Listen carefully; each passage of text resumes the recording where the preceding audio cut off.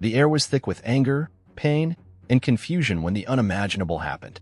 Just 24 years old, a tech CEO had the world at his feet, a brilliant future ahead of him, until the very thing that should have protected him betrayed him. This is the story of how a young man's life was shattered by a single tragedy, his father's brutal revenge against a white police officer who took his son's life. But revenge, as we all know, never plays out as expected. At first glance, this is the tale of an angry father avenging his son's death, seeking justice where the system failed. But what happens when justice isn't enough? What if the man, now vengeful, goes beyond what anyone could expect, and the consequences are far more devastating than anyone imagined? We all think we know how stories like these go. Police officers are often the ones who get away with murder, and the victims' families have no choice but to grieve in silence. But in this story, the rules change completely. A black father who lost his son turns the tables in a way no one could have predicted. This is not your typical revenge story, but the harsh reality of what happens when a life is lost to the system and what a father will do when there's nothing left to lose. Stay with me as we unravel the shocking twist that led to a father's revenge, how it all went down, and the catastrophic consequences that followed. Buckle up for a ride through corruption, heartbreak, and the question that will haunt you. Is revenge ever worth it? If stories like this keep you on the edge of your seat, make sure to hit that subscribe button and ring the notification bell. True Crime Journal brings you the most shocking real-life stories that will make you question everything you think you know about justice. Before we dive into the darkness, let me introduce you to the people whose lives would be forever changed by one terrible night. Davide West was everything a parent could hope for in a son. At just 24 years old, he had already built his own tech company from scratch. While other kids his age were still figuring out their lives, Davide was hiring employees and closing million-dollar deals. He was the kind of young man who called his mother every Sunday and still asked his father for advice on big decisions. Success hadn't changed him. He was still the humble kid who grew up in a small apartment, dreaming of making it big. His father, Carlos West, was a proud man who had worked 2 jobs his entire life to give his family a better future. Carlos was the kind of father who taught his son to work hard, respect others, and never give up on his dreams. He had watched Davide grow from a curious little boy into a successful businessman, and nothing made Carlos prouder than seeing his son succeed. On the other side of this story was Officer Jason Montgomery, a white cop with 15 years on the force. But Montgomery wasn't your average police officer. His record was stained with complaints and allegations. 3 different families had accused him of using excessive force. 2 cases were settled out of court, and 1 was dismissed due to lack of evidence. Montgomery had a reputation among his fellow officers. He was known for being aggressive, for pushing boundaries, and for believing that his badge gave him the right to do whatever he wanted. The West family had lived a simple but happy life. Carlos worked at a construction company during the day and drove for a rideshare company at night. Davide's mother, Maria, worked as a nurse at the local hospital. They lived in a modest home in a quiet neighborhood, the kind of place where neighbors knew each other's names and kids played in the streets until the streetlights came on. But all of that peace, all of that happiness, all of those dreams for the future would be destroyed by one man's abusive power. What happened next would test everything Carlos believed about justice, about right and wrong, and about how far a father would go to honor his son's memory. The stage was set for a tragedy that would shake an entire community and raise questions that still haunt us today. It was a Thursday evening in March when Davide West's life came to a brutal end. He had been working late at his office, putting the finishing touches on a presentation for potential investors. The meeting was set for the next morning, and Davide wanted everything to be perfect. This deal could take his company to the next level. Around 10:30 p.m., Davide finally locked up his office and headed to his car. He was tired but excited about the presentation. He had called his father on the way to the parking garage, talking about his plans for the company and how proud he was of how far they had come. The drive home should have taken 20 minutes. Davide was listening to music, probably thinking about the presentation, when he saw the flashing lights in his rearview mirror. He wasn't speeding. Witnesses later confirmed he was driving exactly at the speed limit. He wasn't swerving or driving erratically. Officer Montgomery later claimed he pulled Davide over because his car matched the description of a vehicle involved in a robbery earlier that evening. But here's the thing, the robbery had happened in a completely different part of the city, and the suspect's car was described as a white sedan. Davide drove a black SUV. When questioned later, Montgomery claimed the lighting made it difficult to distinguish colors, but the dashcam footage clearly showed the stop occurred under bright streetlights. Davide pulled over immediately and did everything right. He kept his hands visible, he was polite and respectful, and he had all his documents ready. The dashcam footage from Montgomery's patrol car would later show that Davide was cooperative from the very beginning. But Officer Montgomery was having a bad day. His wife had filed for divorce that morning. He had been drinking at lunch, 3 beers that he thought had worn off by the time his shift started. The alcohol content in his system wouldn't be discovered until weeks later, when a blood sample from an unrelated incident was tested and revealed he had a pattern of drinking before work. And when he saw Davide, a successful young black man driving an expensive car, something inside Montgomery snapped. The traffic stop that should have lasted 5 minutes turned into a 20-minute nightmare.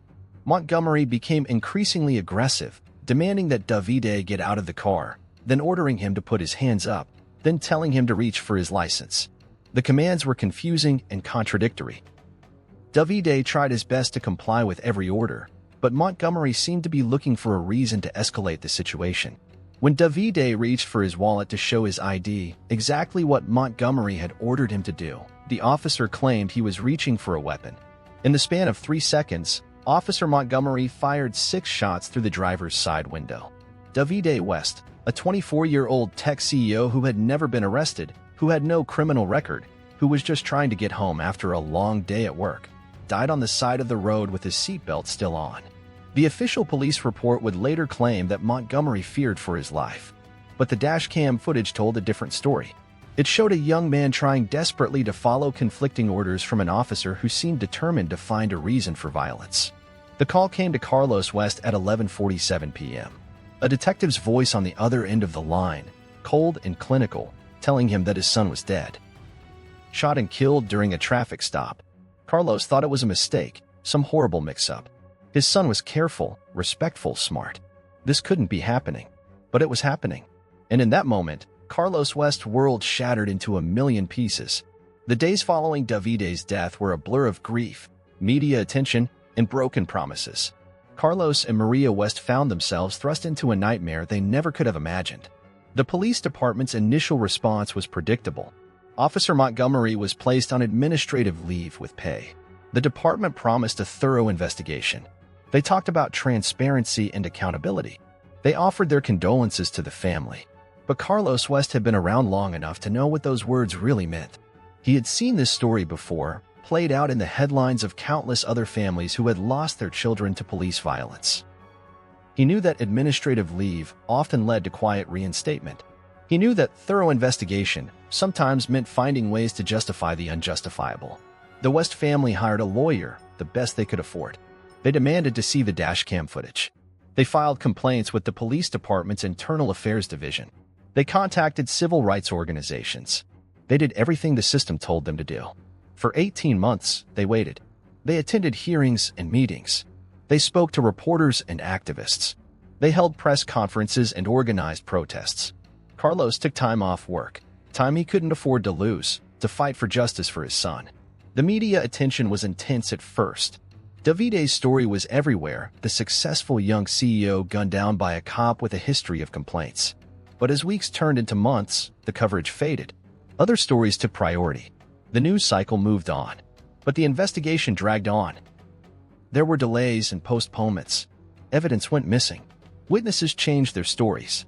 The police union hired expensive lawyers to represent Montgomery.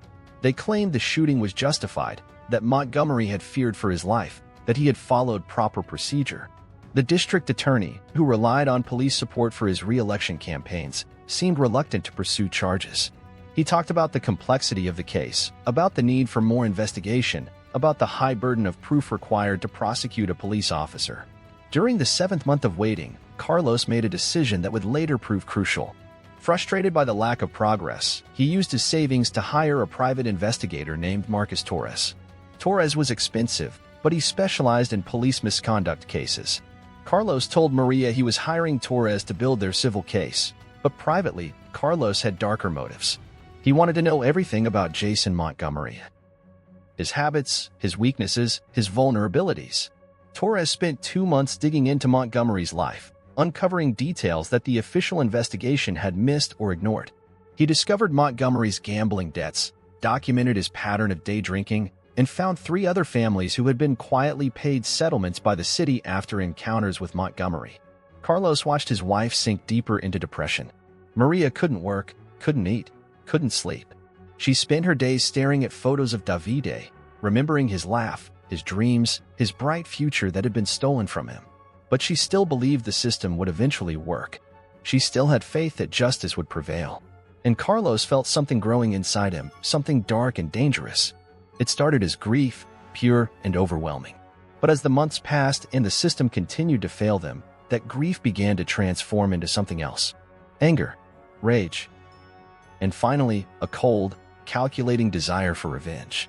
The breaking point came on a cold December morning, 18 months after Davide's death. The district attorney held a press conference to announce that Officer Montgomery would not face criminal charges. The evidence, he claimed, was insufficient to prove that the shooting was unjustified. The blood test showing Montgomery's alcohol consumption had been ruled inadmissible due to a procedural error. Montgomery would return to duty after completing additional training on crisis de-escalation and cultural sensitivity. The police chief called it a learning opportunity. Montgomery's lawyer called it a vindication. Carlos West sat in his car outside the courthouse, listening to the news on the radio, and something inside him died. Maria sat beside him, sobbing quietly into her hands. The system had failed his son. The system had failed his family. The system had failed justice itself.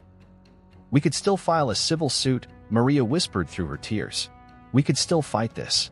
But Carlos was no longer thinking about lawsuits or justice through the courts.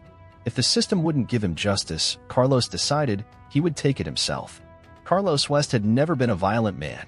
He had taught his son to solve problems with words, not fists. He had always believed in working within the system, following the rules, trusting that good would triumph over evil.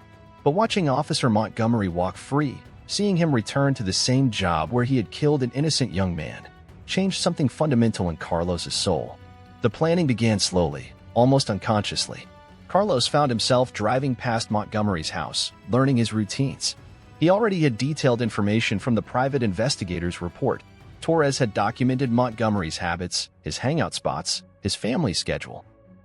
At first, Carlos told himself he was just processing his grief. Maybe he would confront Montgomery, demand an apology, make him look at photos of Davide and understand the life he had destroyed. But as the weeks passed, Carlos's thoughts became darker, more detailed, more dangerous. Torres had discovered that Montgomery frequented a bar called Murphy's Tavern every Friday night. He always sat at the same stool, always drank the same brand of whiskey, always stayed until closing time. Montgomery thought he was safe there, surrounded by other cops and their friends. The plan that formed in Carlos's mind was simple and brutal. He would wait for Montgomery outside the bar one Friday night. He would follow him home. And then he would make Montgomery pay for what he had done to Davide. Carlos purchased a handgun legally, passing the background check and waiting the required cooling-off period.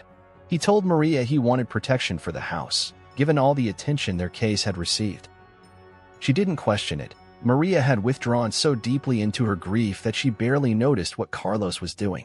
But as Carlos prepared for his revenge, he made a decision that would haunt him forever. It wasn't enough to just hurt Montgomery. The officer's family needed to understand the pain they had caused. They needed to experience the same loss, the same hopelessness, the same destruction that Carlos and Maria had endured. Carlos West, the man who had raised his son to be kind and compassionate, began planning the murder of an entire family. He told himself it was justice. He told himself Davide would have wanted this. He told himself that sometimes good people had to do terrible things to make the world right. But deep down, Carlos knew the truth. This wasn't about justice anymore.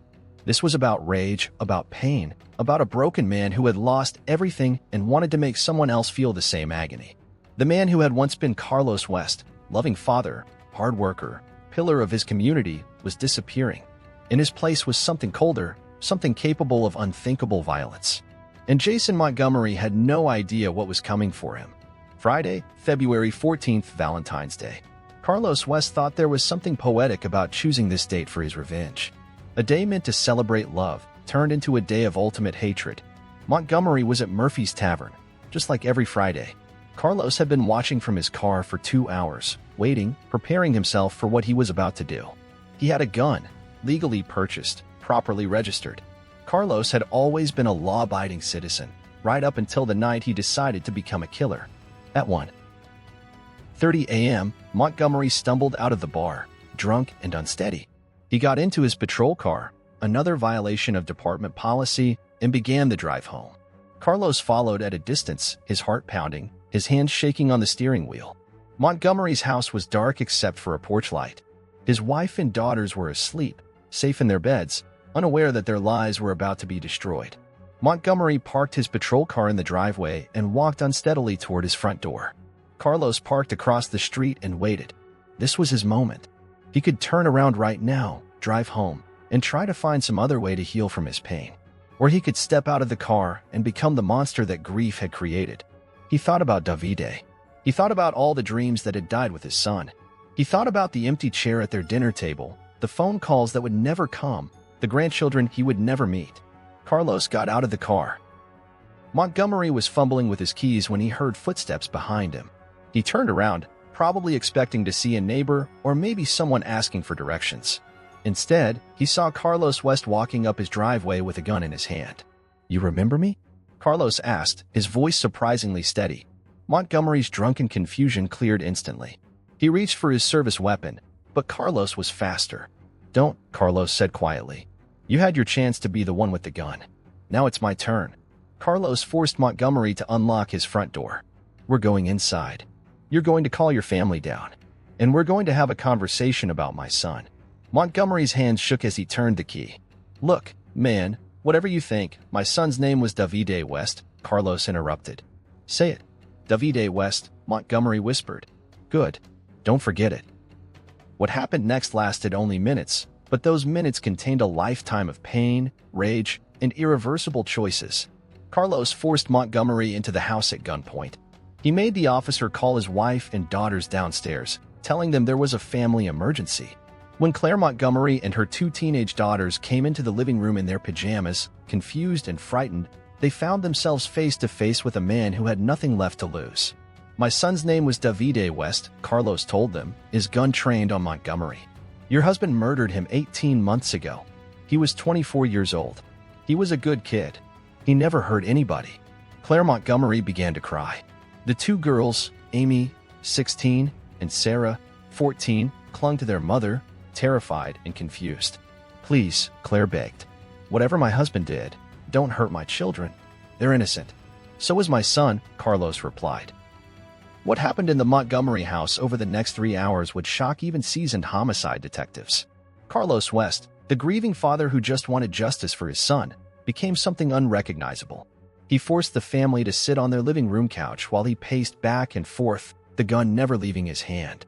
He made them listen as he told them about Davide, about his dreams, his kindness, his promising future that Montgomery had destroyed with 6 bullets. "You want to know what it's like?" Carlos asked Montgomery. "You want to know what it feels like to lose everything?" Carlos turned the gun toward Amy, Montgomery's oldest daughter. She was the same age Davide had been when he graduated high school with honors. She had her whole life ahead of her, just like Davide had. "No, please," Montgomery screamed, suddenly sober. "Take me. Kill me. But don't hurt my family." For a moment, Carlos hesitated. Looking at Amy's terrified face, he saw not Montgomery's daughter, but every parent's child. He saw innocence. He saw the same potential for good that Davide had possessed. But then he remembered the dashcam footage. He remembered Montgomery firing 6 shots into his son's car. He remembered the police chief calling it a learning opportunity. Carlos pulled the trigger. The sound of the gunshot echoed through the house like a thunderclap. Amy Montgomery, 16 years old, honor roll student, star of her school's debate team, died instantly. Claire Montgomery's scream was inhuman, a sound of pure anguish that seemed to come from the depths of hell itself. Sarah, the younger daughter, fainted from shock. Montgomery lunged forward, trying to reach his daughter, but Carlos hit him in the head with the gun, sending him crashing to the floor. "Now you know," Carlos said quietly. "Now you know what it feels like." But Carlos wasn't finished. The rage that had been building inside him for 8 months wouldn't be satisfied with just one death. He forced the surviving family members to sit and stare at Amy's body while he continued his monologue about justice and revenge. When Sarah regained consciousness and saw her sister's lifeless form, she began to hyperventilate. Carlos watched her struggle to breathe and felt nothing. The man who had once comforted his own son's nightmares was now the source of unimaginable terror for another child. As the hours passed, Carlos made Montgomery call in sick to work. He made Claire cancel her real estate appointments. He wanted time to make them suffer, time to make them understand the depth of his pain. But as dawn began to break through the living room windows, Carlos realized that his revenge felt hollow. Amy Montgomery's death hadn't brought Davide back. It hadn't eased the pain in his heart. If anything, he felt worse, empty, sick, horrified by what he had become. Looking at Montgomery's remaining daughter, still alive but traumatized beyond repair, Carlos saw his own future. Sarah Montgomery would never recover from this night. She would live with the memory of her sister's murder for the rest of her life. She would need therapy, medication, maybe decades of treatment to deal with the trauma. Carlos had turned an innocent child into a victim, just like Montgomery had done to Davide. By morning, neighbors had noticed Montgomery's patrol car still in the driveway, unusual since he typically left for work before dawn. His sergeant tried calling when he didn't show up for his shift, but the calls went straight to voicemail. Claire Montgomery's real estate clients were wondering why she wasn't answering her phone. She had 3 showings scheduled that morning. Around 10 a.m., Montgomery's partner, Officer Steve Ramirez, decided to do a wellness check. He had been Montgomery's partner for 3 years and knew something was wrong. Montgomery might be a difficult person, but he was never late for work without calling. When Ramirez rang the doorbell, Carlos made Montgomery answer it, with the gun pressed against his spine. "Steve." Montgomery called through the door, his voice carefully controlled. "Everything's fine here. Just dealing with a family emergency. Claire's sick. I'll be in later." But Ramirez had known Montgomery for years. Something in his partner's voice, too formal, too careful, didn't sound right. Montgomery never called him Steve on duty. It was always Ramirez or partner. "You sure everything's okay? Mont? You sound weird." "Everything's fine," Montgomery repeated, sweat beading on his forehead as Carlos pressed the gun harder against his back. "Just need to take care of some things here." Ramirez stood outside the door for another minute, his instincts telling him something was wrong. Finally, he radioed for backup to do a more thorough check. Within an hour, the Montgomery house was surrounded by police cars. SWAT teams took positions around the perimeter. Negotiators tried to establish contact. Carlos knew it was over. He had never really planned for this part, the part where he had to face the consequences of his actions. He had been so focused on making Montgomery suffer that he hadn't thought about what would happen afterward. Through the living room window, he could see news vans arriving. The story was already spreading, but the media didn't yet know the full details. Officer Ramirez had recognized Carlos's name when he ran the license plate of the car parked across the street and had immediately connected it to the Davide West shooting. Word spread quickly through the police department, and from there to reporters who had covered the original case. Carlos's phone rang. It was the police negotiator. "Mr. West," the voice on the other end was calm and professional. "My name is Detective Rodriguez. I want to help you resolve this situation peacefully. Can you tell me what you need?" "I need my son back," Carlos replied. "Can you do that?" "I know you're in pain, Mr. West. I know you feel like the system failed you. But this isn't the way to honor your son's memory." Carlos looked at Amy Montgomery's body, still lying where she had fallen. He looked at Sarah, catatonic with shock. He looked at Claire, her face streaked with tears and snot, her eyes vacant with grief. "I think I made a mistake," Carlos said quietly into the phone. The standoff lasted 14 hours. Carlos had multiple opportunities to surrender, to end the nightmare he had created. But something kept him inside that house. Maybe stubbornness, maybe shame, maybe the realization that there was no going back from what he had done. During those long hours, Carlos had time to think about his choices. He thought about Davide, and for the first time since his son's death, he tried to imagine what Davide would say about his father's actions. Davide had been kind, even to people who didn't deserve it. He had volunteered at homeless shelters and donated money to children's charities. He had believed in second chances, in redemption, in the possibility that people could change. What would Davide think of his father now, sitting in a house with the dead body of an innocent girl? The answer was clear, and it broke Carlos's heart all over again. Davide would be ashamed, disgusted, horrified that his death had led to the murder of another child. Around midnight, Carlos made a decision. He sent Montgomery and his wife to the front door. "Tell them I want to surrender," he said. "Tell them I'm done. But as Montgomery reached for the door handle, Carlos called out to him. "Wait." Montgomery turned around, expecting another threat, another demand. Instead, Carlos said something that surprised everyone in the room. "I'm sorry about your daughter. She didn't deserve this." None of them did. Montgomery stared at Carlos, his face a mixture of hatred and confusion. "You're sorry." Montgomery's voice was raw from hours of crying and screaming. "You murdered my child, and you're sorry?" "My son didn't deserve what you did to him either," Carlos replied. "But that doesn't make this right. Nothing makes this right." Carlos set the gun down on the coffee table and walked toward the front door with his hands raised. The arrest was swift and overwhelming. Dozens of officers swarmed into the house, weapons drawn, shouting commands.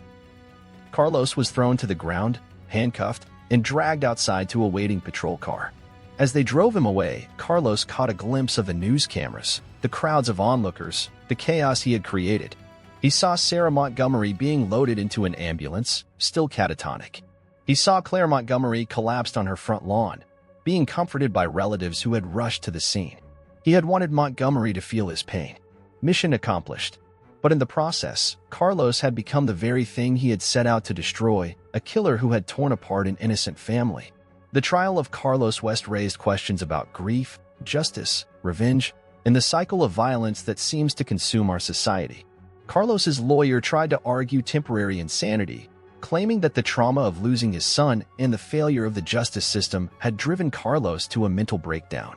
Psychiatrists testified about the effects of prolonged grief and the psychology of revenge. But the prosecution painted a different picture. They argued that Carlos had planned Amy Montgomery's murder methodically. They presented evidence of his surveillance, his weapon purchase, his hiring of a private investigator, and his deliberate choice to target an innocent family. The trial lasted 8 months, with extensive media coverage throughout. During the proceedings, Maria West testified on her husband's behalf, describing the devastating impact of losing their son and watching the justice system fail them. Her testimony was heartbreaking, but it couldn't undo what Carlos had done. The Montgomery family, what was left of it, was destroyed. Jason Montgomery had resigned from the police force immediately after the hostage incident and moved to another state with his surviving daughter. Claire Montgomery had suffered a complete nervous breakdown and spent 6 months in a psychiatric facility.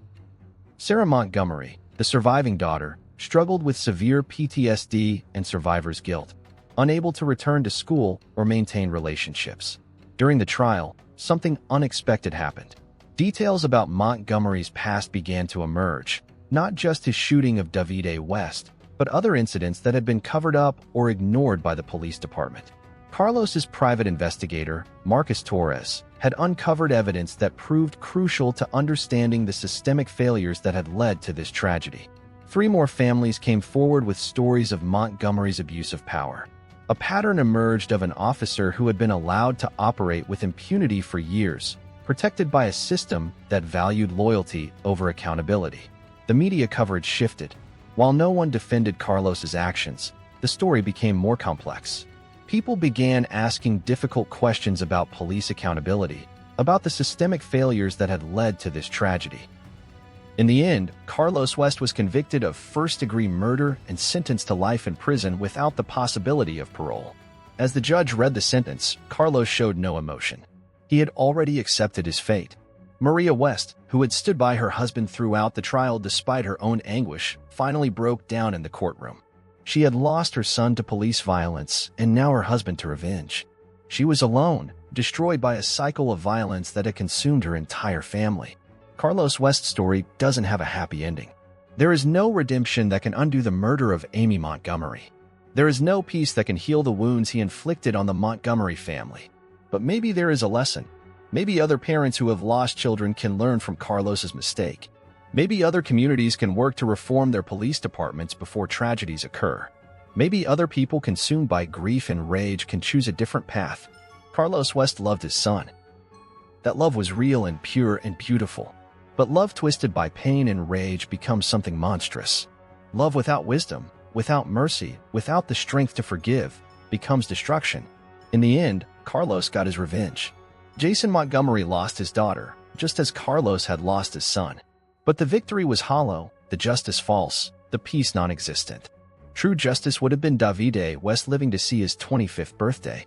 True justice would have been Amy Montgomery growing up to become the lawyer she dreamed of being. True justice would have been police officers who protected and served instead of killed and covered up. What do you think? Did Carlos West go too far?